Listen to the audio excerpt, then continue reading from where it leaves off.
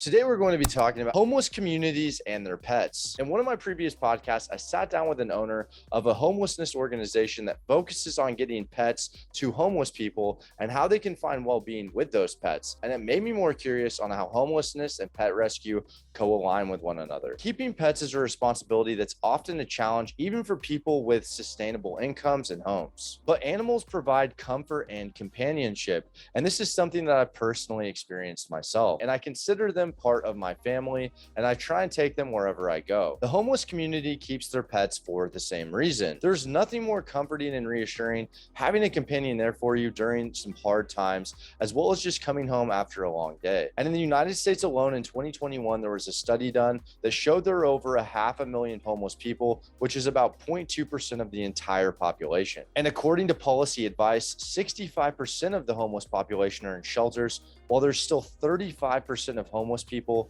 that are outside of the shelters living on the streets. In my interview with the founder, Genevieve, the creator of the Feeding Pets for the Homeless, I learned that many homeless people and their pets are often excluded from shelters because pets are deemed as a liability. And while homeless people can find temporary refuge in shelters, they're left with the decision on, do I leave my pet in the streets or do I just continue to be homeless and find shelter elsewhere? And I know for a fact that if it was me in that situation, there's no way that I would give up my pet and I would continue to be homeless. And this is oftentimes what happens. I believe that no one can get left behind when we work together to find a solution. And that's the aim of this video, is to raise awareness about this issue. One way to do this is to help support pet-friendly homeless shelters. There's a website called Shelter List, and they list all of the pet-friendly shelters in someone's area. And I'll leave that down in the description below so you can reach out to them and see what issues they're currently facing. You can also volunteer at these shelters that have pet-friendly rescues, and they need all the help they can get, oftentimes because these organizations